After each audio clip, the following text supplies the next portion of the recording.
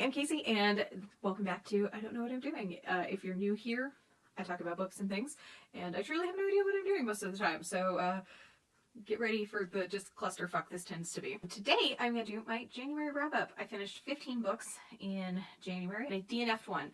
So the way we're going to talk about these today is we're going to go from the lowest rated to the highest rated. Had the full range of stars this month, including a DNF, and that's the one we're going to talk about first. The book I DNF'd in January is The Invisible Life of Addie LaRue. I know it's a booktube darling. It was one I had been anticipating for a long time, and I did not enjoy it. I'm going to clean my glasses while I talk about this. I'm so sorry. I got 56% of the way through this as an audiobook, and I was just basically slogging through it. I had put it off until I only had it for 5 days left, I think, for my loan from the library, and I was trying to force myself to listen to about 25% of it a day, and on day 3, I was just not having a good time.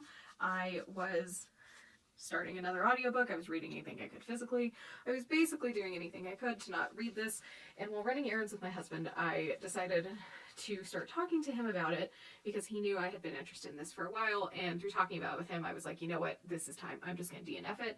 There is no reason to continue. I'm not having a good time, and there are people on the wait list for this that could be enjoying it a lot more than I am. This is a fiction novel talking about a young woman in 1700-something France who makes a Faustian bargain, and she makes a deal to live forever, but people cannot remember her once they are like out of her presence. If they fall asleep, they completely forget who she is. They have no memories of her, and she lives this way for 300 or so years until she finally meets a man who remembers her, and it goes from there. As I said a moment ago, I know this is a booktube book talk. This is just an internet darling of a book, and I am just a little bit surprised at why I didn't enjoy almost any aspect of this. I feel like such a hater, and it's really awkward to talk about, but I truly did not enjoy this at all. I was not enjoying the writing, the plot, the characters. I didn't think that there was a lot of cohesion in the themes and the ideas. I expected certain things that were mentioned to play an important role later on, and in the, admittedly I didn't read the whole thing, but the 56% I got through, there were things that were talked about in the beginning that seemed that they would be important, that they just were completely dropped and never brought up again. There were themes and ideas, and it really felt like I don't know how to talk about this without sounding mean, so I guess right now I'll just say this is just my opinion, but it really felt like the author had a lot of ideas and a lot of thoughts and a lot of things that she wanted to implement, and in that process it just felt scattershot. It didn't feel like it cohesively flowed into one narrative for me. It felt like we kind of went from one idea to the other, and one theme to the other, this idea of art and how permanent art can be, and how just all of it, and then it would be dropped for something else. It was very disjointed and difficult to read at times. I also found Addie to be just a completely lackluster protagonist, and I don't mind reading unlikable protagonists, but I felt she was intended to be likable, and I truly found her to just be a bumbling fool mixed with some of the strongest pretension I've ever read, or at least that I've read in a while. I did not enjoy her as a character. I didn't really enjoy Henry as a character, and I wanted a lot more from this, and it just let me down, and I decided that I wasn't going to spend any more of my time on it. Okay, my 1-star read for the month of January, starting off strong again this year, already got a 1-star in play, is Hidden Pictures by Jason Rekulak. I picked this up because it won the Goodreads Best of Horror for 2022. I was very excited to read it, and I hated it. This is another fiction novel that follows Mallory as she is trying to piece her life together after her struggles with addiction. She gets a new fun babysitting job where she is basically a live-in babysitter for this young 5-year-old boy, and she is living on the property with the family in a converted, basically like little shed into a nice little cottage, almost like a one-room cottage for her. And then strange things start happening. The young boy starts drawing pictures that get more and more intense, and it progresses from there. I hated this. I hated this from the beginning. I could tell this was something I wasn't going to love. It was very easy to read. I will absolutely give this book that. It was absolutely ridiculous to just fly through. I should have read it in one day, but I ended up reading it over the course of 2 days, which made it a lot harder to get through the last portion of it because I was so unhappy with the things that were going on.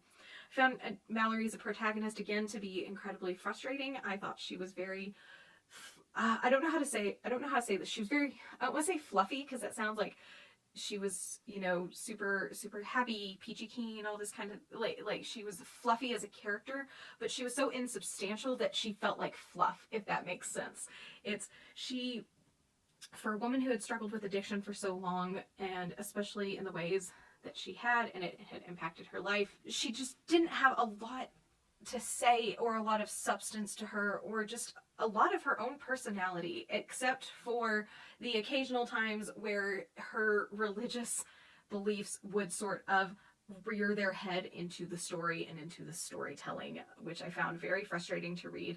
I have no issues with anyone of any faith, but as a person who grew up in Texas and in the Bible Belt and grew up Southern Baptist, I have very strong opinions about Christians shoving it into your face, which was happening in here. I will also say that the main twist of the story I found so incredibly distasteful. I was completely blown away by it. I had been anticipating it for a little while, not a long while, and I was just hoping that that was not where we were going to go, and it's where we went. And it was distasteful, it was unoriginal, it was horribly implemented, and it was just gross. It was gross. I didn't fucking appreciate it. As far as like the scary factor or anything, I read this book physically and I really did enjoy the various drawings that were in it. I thought that added a lot to it, but I didn't find it scary. I found it to be just sort of insubstantial, and as bad as insubstantial is, it was nothing compared to, you know, some of the nastiness that this included, so it gets 1 star for me. I have no idea how this won in the Goodreads Best of Horror. I've read several of the books from that category, and everything I've read, even the stuff I didn't like, I think should have been above this, so I don't know why this is so fucking popular. On to my 2 stars of the month. The first one I'm going to talk about is Ghost Eaters by Clay McLeod Chapman. Ghost Eaters is a fictional horror talking about Erin and how she's a little bit unmoored in life in her like mid to late 20s, and then one of her dearest friends, Silas, who has been struggling with addiction for a long time, comes to her and starts telling her about a new drug called Ghost, and starts beginning to ask her if she wants to get haunted, and then the story goes from there. This got 2 stars for me because it is truly such a mess of a plot. Full transparency, it took me a long time to figure out how to sedate this to give you a brief synopsis, because it's so hard to talk about without just completely going down the roller coaster that this is. I think plot-wise, there were a lot of things that didn't make sense.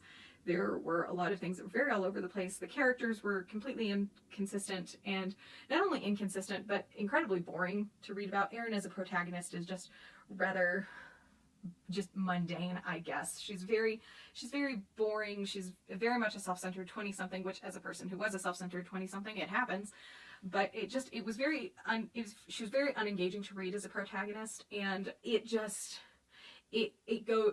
thing, it was a ride. This novel is completely a ride. It will take you in places that you're not expecting. It will do things that you are just completely floored by and wondering why that this was a decision that was made here.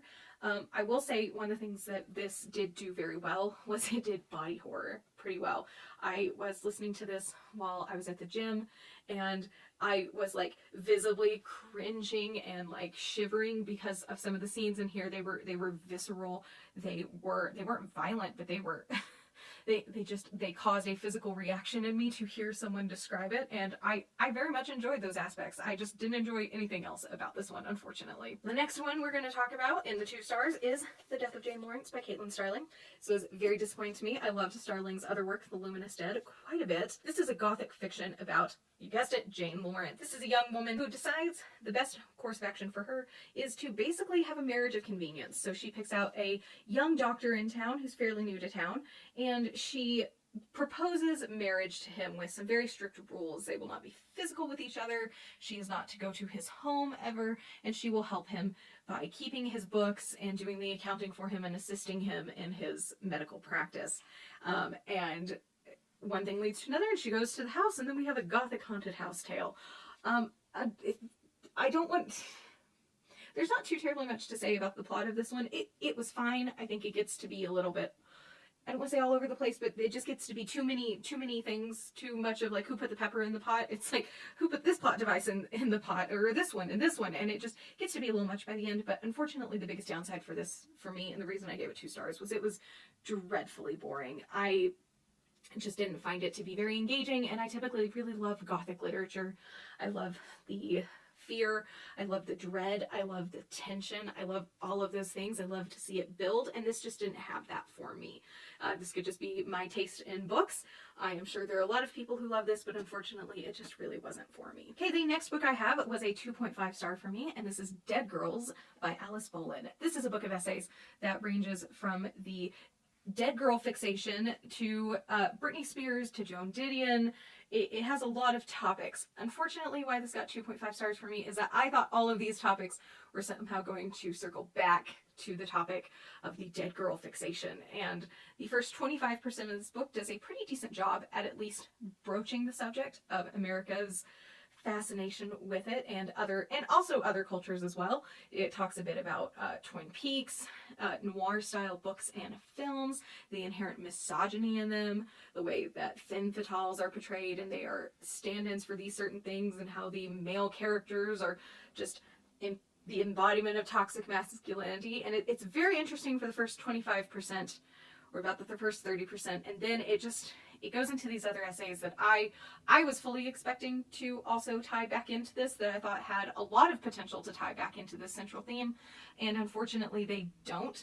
This is not a criticism of the book. I think this is what it was always intended to be. I just, with the title and the way that the synopses for it was on Goodreads and on Libby, I just thought this was going to have a central theme, and it didn't. One of the other things about this book that I found incredibly disappointing is that, and it's all going to tie back into the same thing of I thought it was going to be something different, is I thought that so many of the topics that the author did pick to write about, for the most part, not all of them, had a really good potential to tie back into this, especially talking about Britney Spears and female pop stars in the United States. I really thought we were going to get some good discussion on the way that a lot of these women are pushed into eating disorders and drug addiction, and to just these incredibly unhealthy relationships with themselves and their work and the public until it kills them a lot of the time.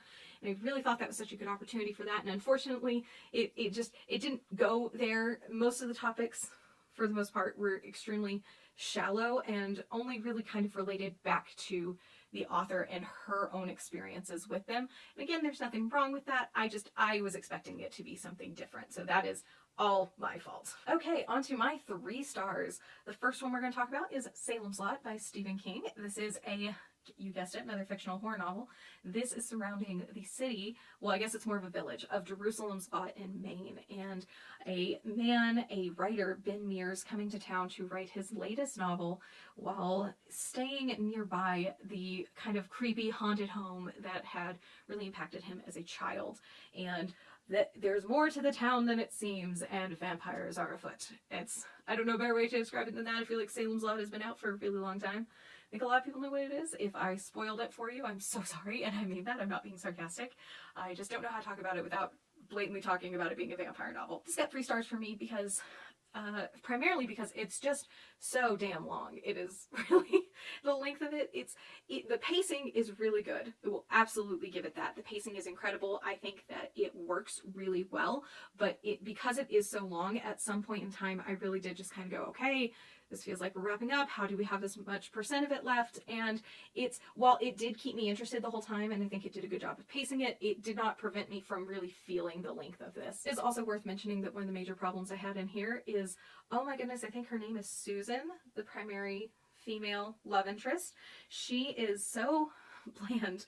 It's her entire character arc and personality is insta love with the protagonist. It is really disappointing to see just her written so fucking poorly. She had nothing to her except to be the love interest and to fall in love with him quickly and to basically seduce him and keep him in town. And this is not even beginning to talk about the fact that she's 18 and he's supposed to be like 28 or 30. Yikes. It was so frustrating to read, by the time that her part in the story begins to wane, this is when I started finding it much more interesting, and it's very disappointing. I really wanted a lot more from her, and I think she could have been a lot better of a character, but she is just nothing. The next book in my 3 stars is Shelf Life, Chronicles of Cairo Bookseller by Nadia Wassef. This is a memoir of one of the founders of, I have forgotten the name of it now, but it was one of Cairo's first major bookstores, and is a memoir about her life, about the store, about her family, about her, just about her in general. I found it very interesting, and it was very much a quick read and a quick listen. I think that the audiobook is really good for this one.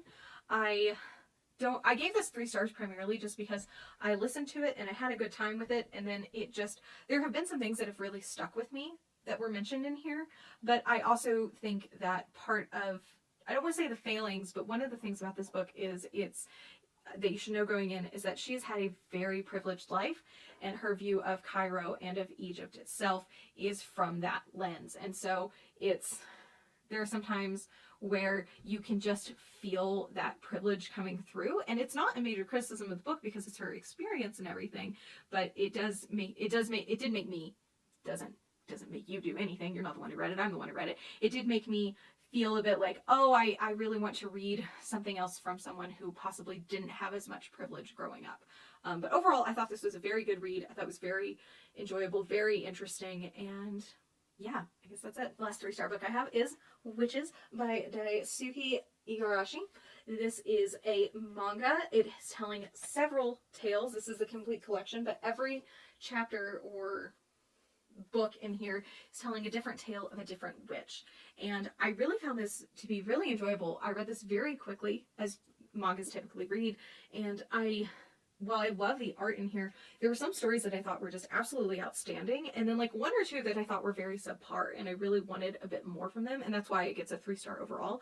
I really found this enjoyable. I found it to be really fun. I loved some of the magic in here. I thought it was nice and spooky and creepy, and sometimes just absolutely fucking disturbing, and that's what I want in my manga. On to my 3.5 stars. The first one we're going to talk about here is Life on the Rocks, Building a Future for Coral Reefs by Julie Bernwald. This is a non-fiction about coral reefs, and this is very similar. I don't want to always make this comparison, but very like Mary Roach almost. You're following the author as she discovers all of these things. She is not just writing about her knowledge of the coral reefs. You follow her on her journey as she goes to these various organizations and these various places making efforts to save coral reefs, and not necessarily even saving them, but the ways that they can rebuild them. This book started off very strong because she goes to a convention of scientists, marine biologists who are working on it, and they have basically been living with the knowledge that coral reefs are going to die for, 30 to 40 years now, and so it is a matter of give us your craziest ideas to try to rebuild or revitalize them, because we know they're already dying. And that part, it started off so strong. It was fascinating, it was wild, it was really fun. Overall, I really enjoyed this. I thought it was a lot of fun and a lot of interesting topics. The biggest problem I had with this is interspersed through these discussions of coral reef management and restoration is tales of her daughter dealing with and coming to terms with having OCD and the ways that this impacted her life and her daughter's life.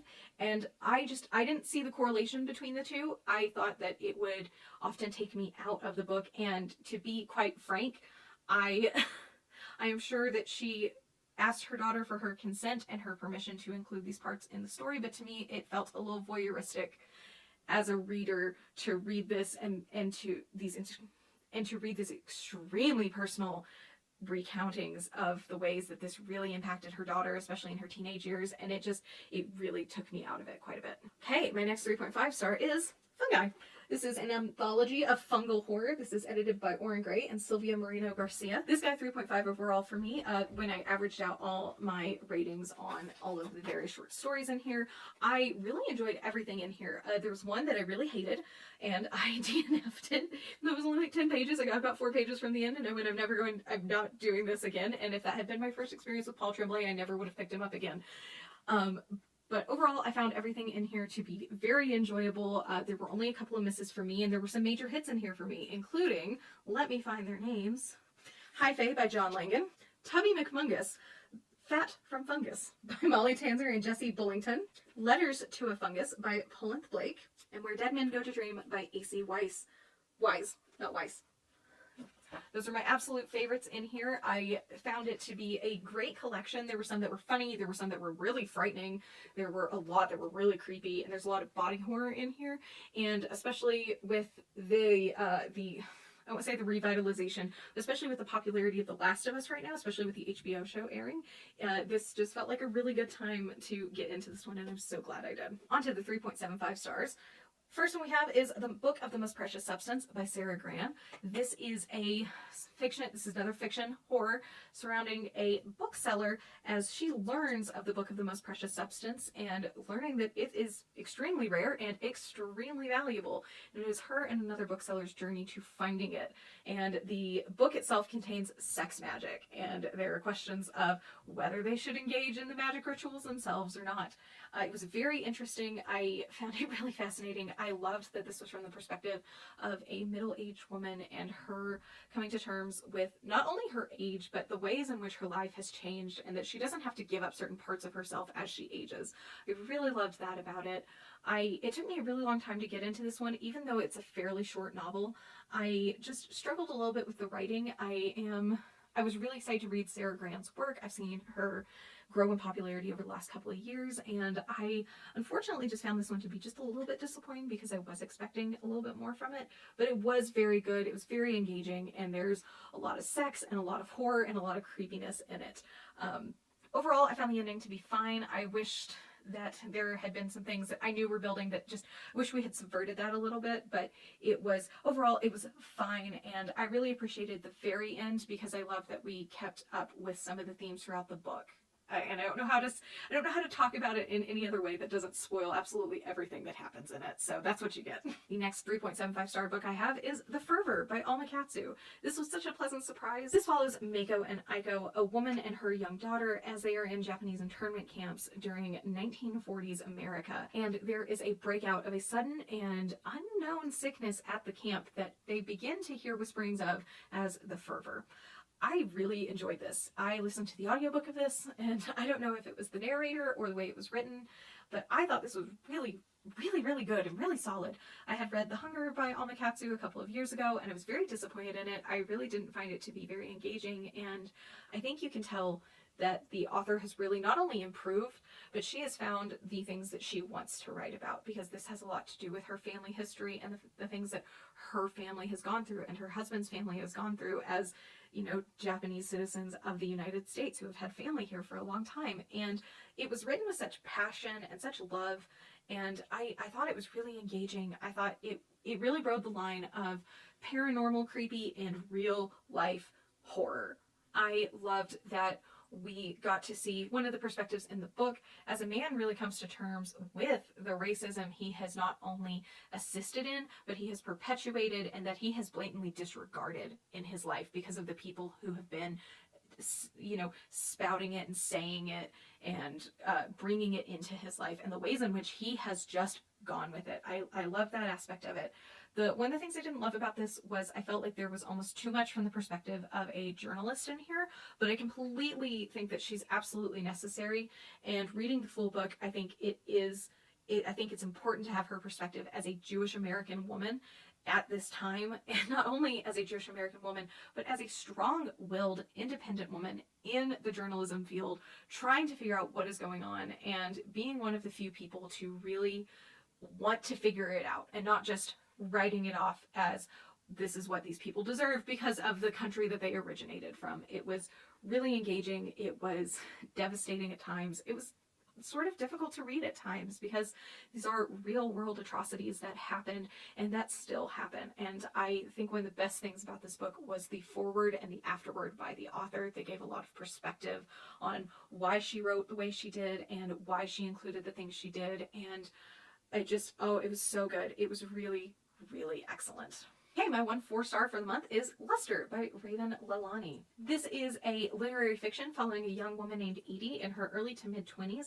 She is just trying to live. She is struggling in her job. She is struggling in all of her relationships. She is just struggling in life. She is a young Black woman in New York, and it is not easy for her. And she gets involved with this man who tells her he's in an open relationship with his wife. And then as their relationship develops, she begins to get involved with his wife and with their child. And it's not in the same ways, obviously, in case that needed to be stated, but it was really, really thought-provoking, and I thought it was such a great example of kind of like millennial existential NUI. It just, it was really difficult to read because you're just seeing a person not know what to do in their life, and this really impacted me quite a bit, and I loved all the conversations in here. I loved the characters so much, even though some of them were so unlikable. This was just an absolutely beautiful read, and I've seen some people call this overhyped, and I don't understand that criticism at all. I think that it deserves all the hype that it got and that it still gets. My 4.5 star for the month was The Mere Wife by Maria Devana Headley. This is a Beowulf retelling set in modern day, and I don't know that I want to give too much more than that. This was really beautiful. I cried at the ending of this. I am not very familiar with Beowulf outside of having to study some of it in high school, and I use the word study very loosely because we spent most of the time talking about Lord of the Rings, but I'm not very familiar with Beowulf, and I think that this does such a beautiful job of retelling it, and it's not really set from the perspective of Beowulf himself, but much more of Gren and Gren's mother, and it was so heartbreaking, and it was so beautiful. And I listened to the audiobook of this because I could get it on Libby really quickly, and I just thought it was beautiful and it was amazing. And I don't want to tell you much more than that. You know, if you want to do your own research into this, if you're going to read it based off of this recommendation, do what you need to do to read this with all the expectations, but I found it to be so beautiful and so haunting, and I think about this one a lot. I had a 4.75 star for the month, just shy of a 5 star, and that was Finna by Nino Cipri. I believe it is Cipri. If I'm wrong on that, I will correct it. This is a novella following two young people working in basically an IKEA doppelganger, if you will. Essentially, you know, you can't call it IKEA in here, so they called it something else. I believe it is called Liederwald. And this woman goes missing in the store one day, and these two people have to use this device called the Fina to go and find her because portals randomly open up in this store to other universes. And it was so fun. It was sweet. It was an extremely fast read. And it has a lot of character. I think novellas are so good, and this one in particular is so good at giving you so much character in such a short amount of time. I really cared about Jules and everything that they were going through and the ways that they needed to get out of their world and do something else. And I really loved Ava and her struggles with anxiety and depression. And, well, I guess not love that, but I love that as a character, this character development for her. And I found this so fun. I think it is just so engaging, and it is so quick, and it is genuinely funny. I genuinely laughed out loud while reading this, and I had such a great time with this, and I cannot wait to pick up the sequel. And on to my 5-star of the month. This is it. This was my favorite book of the month. So far, it's my favorite book of the year, and that is Calling for a Blanket Dance by Oscar Hokia. This is the story of a young man named Ever who is part Native American, part Mexican, and it is his story told through the lives and the stories of others. This was the first time I've read something that is stylized like this, and it was amazing. It was so character driven. It was emotional. It was impactful. It was heartfelt. It was it was so beautiful. It was everything. I listened to this as an audiobook, and it had multiple narrators, including the author, which I absolutely love in an audiobook. And you could just tell when the author was reading portions of this how much this meant to him and what it meant to him to share this story and to read it. And it was so beautiful. I was really impacted by so much of this. There were times where I would have to stop at the end of chapters and just sit and basically stare at the wall for 10 minutes trying to digest what I had just read.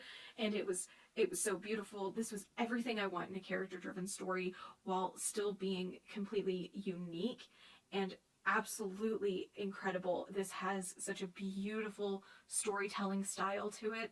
And this is one that I think is going to be in my top 10 of the year. I put off the audiobook for a few months because I just was making time for this, and I am so glad I got to read it so early this year, because it's just setting my year off on such a good note. And I don't know how to talk about this without going into all the details. And so if there's one you're going to pick up from this wrap up, this would be the one I would highly recommend, unless you don't like literary fiction or anything like that, or if the style it's written in doesn't sound appealing to you. This is just, it was so beautiful. It was so beautiful. It broke my heart. These characters just live in my heart and in my head now, and I've just made the space for it, and I want to reread this one again. It is just so amazing. Okay, so those were all the books that I read and or stopped reading in January. I hope that you enjoyed this wrap up. Do algorithm things if you want. If not, I do not mind and I do not care. I hope you have a wonderful day, and I will see you next time. Bye. You don't have to use any of this footage.